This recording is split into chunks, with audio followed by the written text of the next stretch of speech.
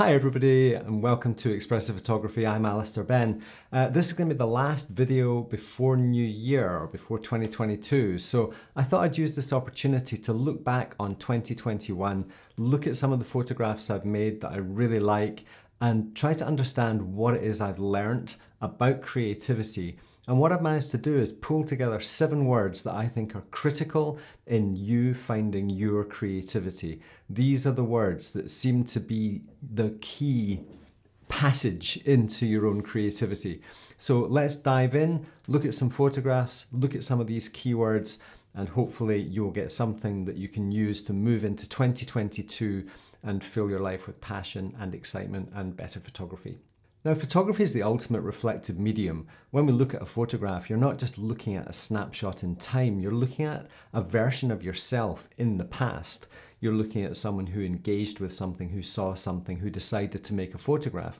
So it's 2 things. So it's a really great opportunity to look at that photograph and really understand who you were in that moment and what you can learn from it. Now, I really feel I've learned a lot in 2021. It's been another tough year because obviously we lost all our workshops because of COVID. I ran one workshop in November there, but most of the year I've been spending my time very, very close to home with a couple of little trips up to the northern Scottish Islands with Ann Kristin, really just to try and get away from our local environment for a couple of weeks.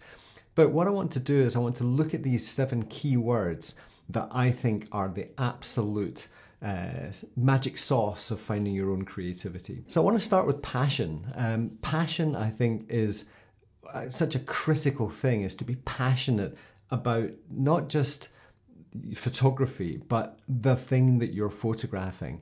You know, I tend to find that I get most energized when I'm looking at something that I'm really passionate about. If we look at this first photograph here of this ice, I remember just being out with Ann Kristin, we were going to make a video, and I saw the frozen surface of the water there and suddenly became very passionate about climate change. I kind of thought about the right-hand side of this frame as a glacier, and the little fragments were more like icebergs calving away from the thing. And this is the story that I got wrapped up in while I was there making this photograph. It's also important to remember that sometimes when we go out into the landscape, we're not feeling that great. There's been a lot of stress, there's a lot of anxiety, there's an awful lot of bad news in the world right now, and it's very easy for all of that to really get us down. And I find that when I go into the landscape, I can go in with quite a heavy heart, but something energizes me, something allows me to have a perspective on that bad stuff. And I'll dive in and have another look at this photograph here. I truly love this photograph because it's so fragile, it's so vulnerable. It's just this little shining tree surrounded by darkness. And that is a classic metaphor for how we can feel sometimes. We can just feel trapped in darkness. And this photograph, I remember again, I was out walking on my own very early in the spring this was, and the way the light just shone across the glen up just very close to home highlighted this tree, and it just lifted my heart. So passion can be given to us by the landscape. It's not something we necessarily need to take into the landscape with us. The second keyword is engagement.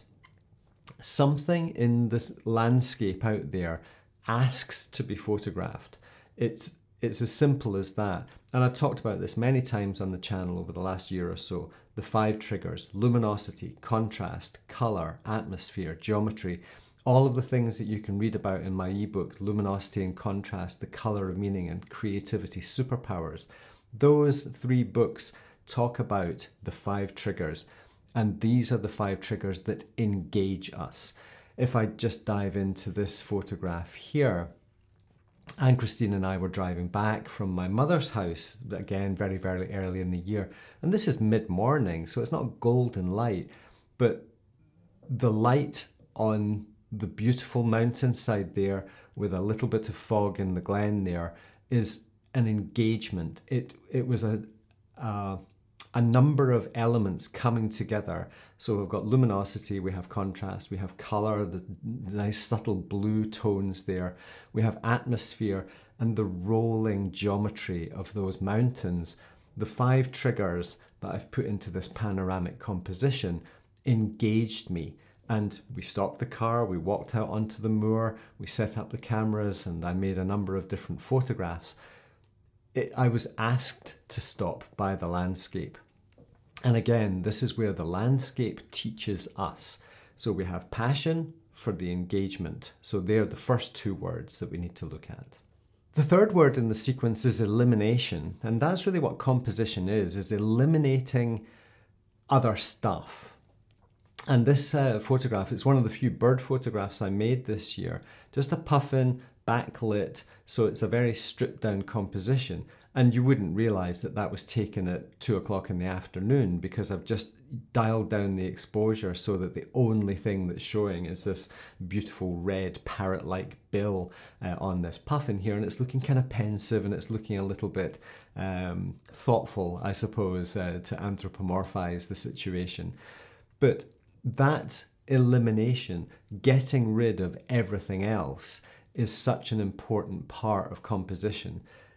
If we look at another couple of examples here, this one is another good example. The way the trees go down at the bottom to create this sort of rising triangle is intentional. I've eliminated a huge amount of mountainside. Again, this is looking across the glen near our house, across the glen to this mountainside that's covered in trees, and deciding what's in and what's out is composition. Eliminating distractions, eliminating things that are diluting the message or diluting the geometry, or adding in things that are going to distract from some of the more simple lines in the frame. Once you're engaged with passion, elimination becomes an obvious next step to allow you to compose a frame that's harmonious or sits together nicely as a single entity. Every frame that we could look at here is the same thing. It's basically talking about how to eliminate things from the frame. This is another good example. I talked about this a couple of weeks ago in another video actually.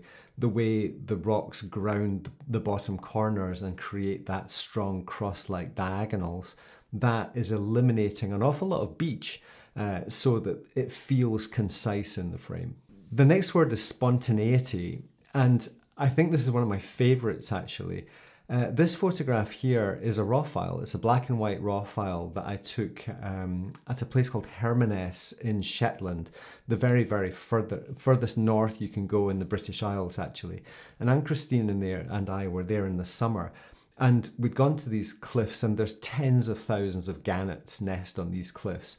And I was making photographs of the colonies, and again, I was passionate, I was engaged, I was eliminating a very busy landscape into these nice harmonious squares. And what I was doing here was allowing the slowest shutter speed to, you can see all the streaks of the gannets as they're flying and soaring around the rocks and the cliffs here. And it was such an incredible experience to just watch this. And it was literally a spontaneous act. I hadn't gone there, I had no plan to do this. It was the first time I'd actually been to Hermanus, so I didn't know what to expect. I just knew there was tens of thousands of gannets there. But the creative process was spontaneous. So I was passionate, somewhere for the first time, incredible. Now this is in the middle of the day, 3 o'clock in the afternoon, blue sky in the middle of summer. So it's not about great light. It's not about the conditions. It's just what was in front of me at the time. And of course, by using black and white, you're eliminating any of that blue color that's prevalent at that time of the day. So I was passionate, I was engaged with these incredible scenes, I was eliminating busy landscapes, and it was a spontaneous moment of, oh well, what happens if I use a longer shutter speed and get these swooping trails of the gannets around the frame? And I got very excited about that. The next word is energy, and this is very much like passion in a certain extent, is that sometimes when we go into the landscape, we are feeling flat, we are feeling de-energized or oppressed, emotionally or creatively oppressed. And this is a day that Ann Kristin and I, this was the second time we went to Shetland this year in October. And I ended up working most of the time, but one day there was this massive storm, 100-mile-an-hour winds just wrecking the islands. And I've never seen sea foam so much. You know, it was just like the whole ocean was just turned to foam and it was getting smashed up into this cove. And I zoomed in with my long lens and was photographing this. Each surge of wave would bring in this new fresh thing. And there's a huge amount of energy in this photograph, but at the same time, it's almost frozen in time, very, very fast shutter speed. But the energy in the frame is mirrored in the energy that I felt. So this to me is a photograph about my energized experience out in the landscape. And I think it makes a really interesting abstract. I think when I posted this on the Expressive Photographers Forum, the members group, there was a lot of debate about what it was initially, and it was, you know, was it like milk or something like that? But the fact that it was sea foam, and it's actually quite a big area of water that we're looking at here, I found that really fascinating. I think there's energy in every frame, this one in particular. This backlit forest scene, again from the early spring, just as the new leaves were coming. And I walked into this landscape with a very heavy heart on this particular morning. I remember feeling very down and a bit melancholic. And I just turned around and saw this behind me, and poof, the lights went on and your energy rushes and you just feel so passionate about being alive, you know, the miracle and the blessing that we have to actually be breathing these breaths. And I think the landscape reminds us of that, the warm tones, the luminosity, the atmosphere, all of those things fill us with this energy that's so important, because the alternative is to feel just dark and lost the whole time. So looking back on this, I feel it happening again. I just feel that rush of energy and that joy that I felt in that moment is coming again as I look back on this photograph. I really love this one. I think for a snap, you know, really just turning around and snapping, I'm very happy with this one. Something I talked about again in last week's video was this keyword attitude. We take our attitude into the landscape with us. And if we go in with this hunter-gatherer attitude of capturing something, and this is why when people say great capture, I kind of internally cringe a little bit, because I'm not capturing anything. I'm not harnessing. I'm not captivating. You know, I'm not capturing anything. If anything, I'm releasing. I'm freeing myself from my own cage. You know, this thing in my own mind. Because we go out into the landscape sometimes, and I've mentioned it so many times today already, sometimes we go out with a heavy heart. And again, this was another morning. This was very early in the year. As you can see, there's no leaves coming yet. And I was taking a morning walk every morning, going along the loch. Sometimes I'd have just my binoculars with me. Sometimes I'd take a camera. And this was just one of those days where I'd thrown my camera over my shoulder. And again, the landscape changed my mood. And it allowed me to come to this realization that my attitude was a state of mind. My creativity was a state of mind.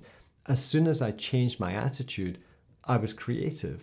As soon as I changed that going out to capture attitude, I went out to listen. I went out to notice. I went out to engage. I went out to listen to what the landscape could tell me about how I should be feeling. And that was a massive thing.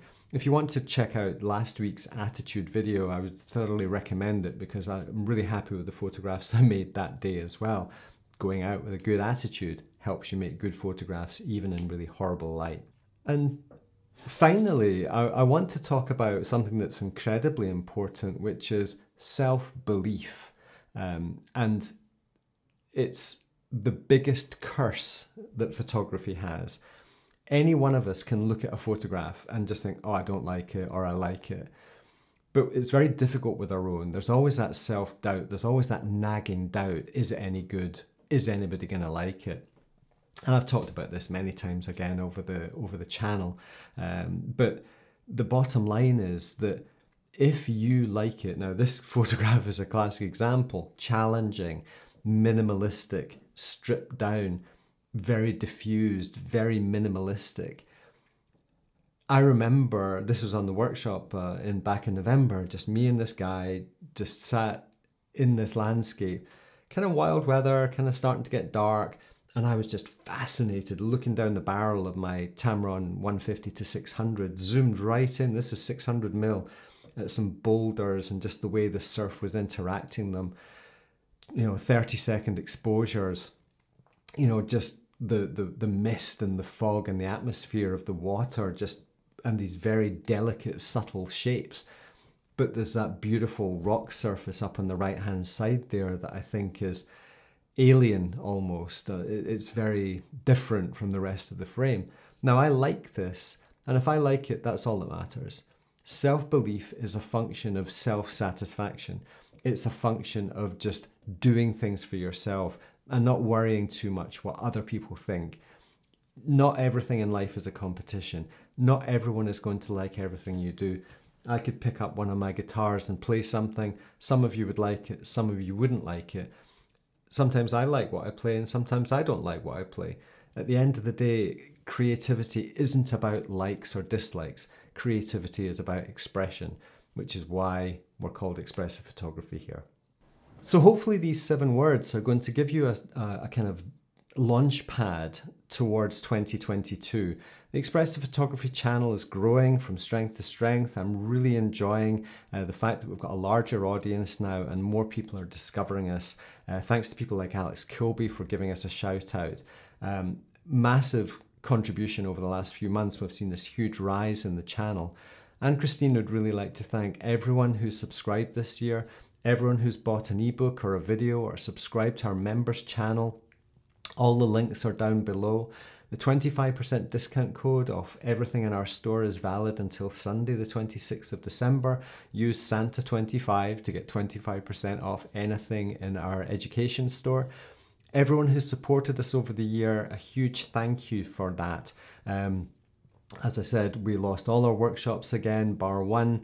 We've already had to cancel all of January and February as well of 2022. So this channel has become the absolute core of our financial situation, and without it, we wouldn't be paying our bills. So we really are truly grateful. But in return, I would like to think that I have been able to deliver a breath of fresh air in the landscape photography education platform. I want to talk about you as the creative person. All of these techniques and tricks and filters and different bits of equipment that we use are just ways to articulate what we feel. If we don't feel, all the technique in the world is really not going to deliver your creativity for you. So hopefully you will continue to enjoy the Expressive Photography channel. Ann Kristin and I wish you all our very best wishes for the holiday season and moving into 2022. We're going to take 4 days off over the weekend. My 89-year-old mother's coming up for Christmas. She's coming up for the weekend. We've got all the presents under the tree waiting for her to arrive. And Ann Kristin and I are hugely looking forward to spending time with my mother over the weekend. I definitely feel like I need a bit of a break, so it's going to be a nice one. I hope you're all safe and well wherever you are in the world, and that indeed you find these images inspiring and motivating for you to become more like you and less like anybody else. So thank you very much everyone for all your support in 2021. Hit that subscribe button, give us a thumbs up, and we will see you in the new year. Thanks for watching. Take care. Bye for now.